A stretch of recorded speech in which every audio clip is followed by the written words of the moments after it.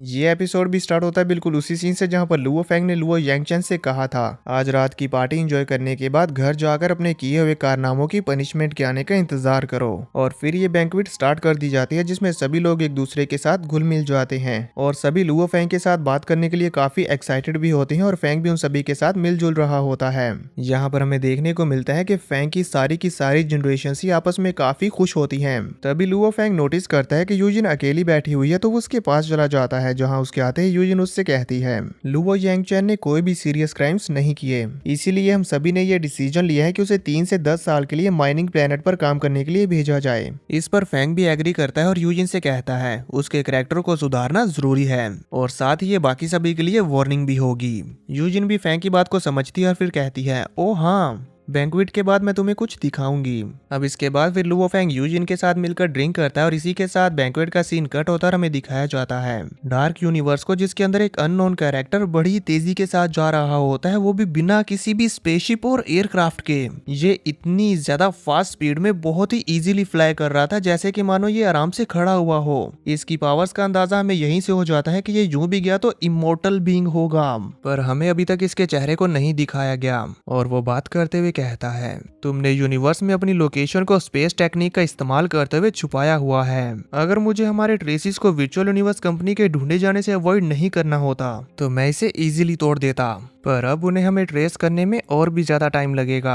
ये कहते हुए वो अपनी पावर्स का इस्तेमाल करते हुए डार्क यूनिवर्स के अंदर ही एक space time crack portal open करता है जिसके अंदर हमें अर्थ का सोलर सिस्टम दिखाई दे रहा होता है और हमें पता चल जाता है कि ये अर्थ की ही बात कर रहा है क्योंकि वो बात और लुओ फेंग के मास्टर ने ही अर्थ के सोलर सिस्टम के ऊपर स्पेस टेक्निक लगाई थी ताकि कोई और इसे डिस्कवर ना कर सके। अब पोर्टल ओपन करने के बाद वो अपनी एक और टेक्निक का इस्तेमाल करते हुए एक बहुत ही बड़े स्पेसशिप को बाहर निकालता है और एक झटके में सीधा उसे अर्थ के सोलर सिस्टम में टेलीपोर्ट कर देता है। इसी के साथ वो फौरन से वापस लौट जाता है जहां से भी वो आया था और ये पर्सन कौन है इसके बारे में भी हमें जल्दी ही मालूम हो जाएगा।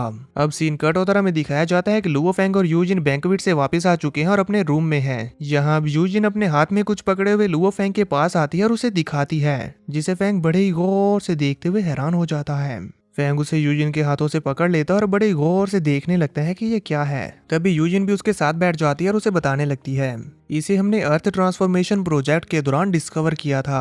हमने इस पर रिसर्च भी की है और सन के करीब के हाई टेम्परेचर्स का इस्तेमाल भी किया है, पर वो सभी इस पर यूजलेस है और हम ये नहीं जान पाए कि आखिर ये चीज क्या है और इसके अंदर क्या है। इसकी हार्डनेस को देखते हुए ऐसा लगता है कि ये मेटल एटलीस्ट लेवल F का है। यूजिन की ये सारी बातें लुओ फेंग बड़ी गौर से सुन रहा होता है और साथ ही साथ उस मेटल को भी ऑब्जर्व कर रहा होता है कि आखिर इसमें ऐसा क्या खास है। तभी यूजिन आगे बताती है कि खुदाई के दौरान इसके आसपास मौजूद चीजों के बेस पर मैं ये बता सकती हूँ कि ये मेटल एटलीस्ट 600 मिलियन ईयर्स पुराना है।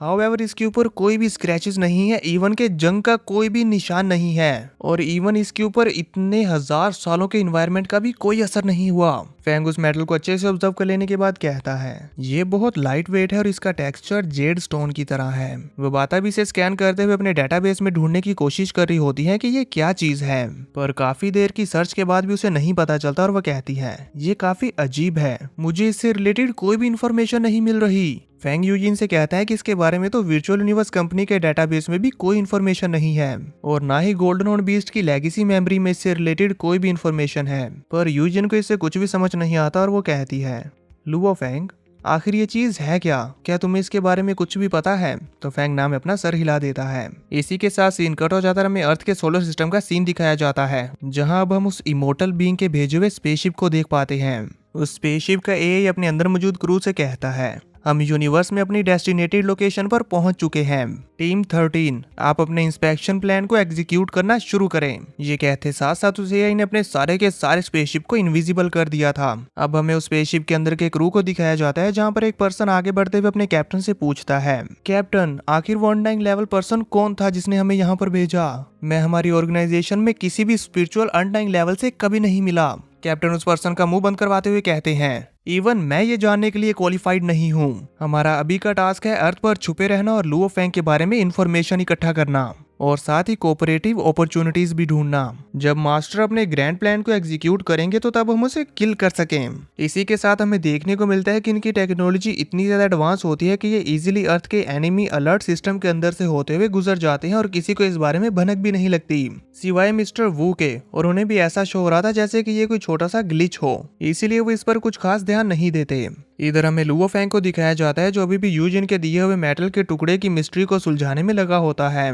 इसीलिए वो अपने पैलेस से बाहर रेस्ट एरिया में आकर बैठते हुए उस मेटल प्लेट को देखते हुए कहता है, ये बहुत ही अनयूजुअल है। अगर इसे देखकर इसकी आइडेंटिटी के बारे में पता नहीं लगाया जा रहा तो फिर चलो मैं अपनी स्पिरिचुअल पावर का इस्तेमाल करते हुए ट्राई करता हूँ। ये कहते हुए फेंग उस मेटल प्लेट के ऊपर अपनी स्पिरिचुअल पावर का इस्तेमाल करता है, पर उसका भी कुछ असर नहीं होता। इसलिए कहता है, अजीब है, स्पिरिचुअल पावर तो इस मेटल प्लेट को टच भी नहीं कर पा रही, इसकी बजाय ये डायरेक्टली इसके अंदर इंटर हो रही है। और ये अंदर से भी कई सारे अलग अलग बैरियर्स के साथ बनी हुई है।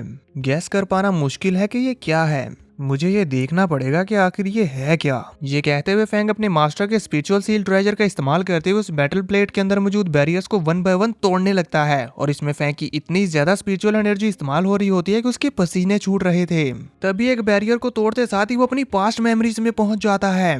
यहाँ पर फेंग को कुछ भी समझ नहीं आ रहा था कि अचानक से ये क्या हो गया। ये सब कुछ देखने और फील करने में बिल्कुल रियल लग रहा होता है। और जैसे ही फेंग के ऊपर एक ईगल मॉन्स्टर अटैक करता है तो फेंग अपनी स्पिरिचुअल वेपन्स का इस्तेमाल करते हुए उसे मारने ही वाला होता है कि तभी अचानक से उसके आसपास का सारा व्यू चेंज हो जाता है।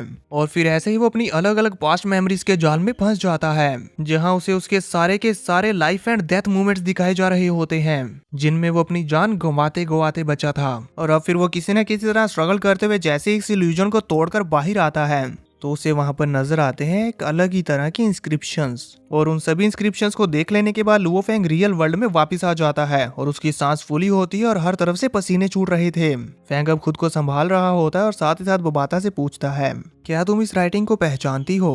बोबाता जो कि मजे से स्नैक्स एंजॉय कर रही होती है, लुओ फेंग के उस वर्ड को देखते ही उसका स्नैक गले में अटक जाता है और फिर जल्दी से ठीक होते हुए कहती है, ये राइटिंग तो येनशेन क्लैन की है।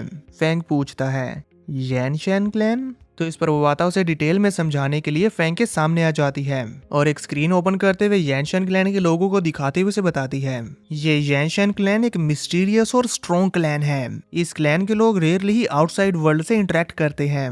इनकी तादाद काफी कम है पर वो सभी लोग बहुत ही ज्यादा स्ट्रॉन्ग हैं। जब तुम एंशिएंट ए रीजन के मेंबर बने थे तो तब मुझे येनशेन क्लैन के बारे में सिर्फ थोड़ा सा डाटा मिला था। इसी से फेंग भी समझ जाता है कि ये येनशेन क्लैन कितना ज्यादा सीक्रेटिव है। तभी फेंग को किसी की कॉल आती है जिसे वो फौरन से पिक कर लेता है और हमें देखने को मिलता है कि ये तो एल्डर यू हाउ है।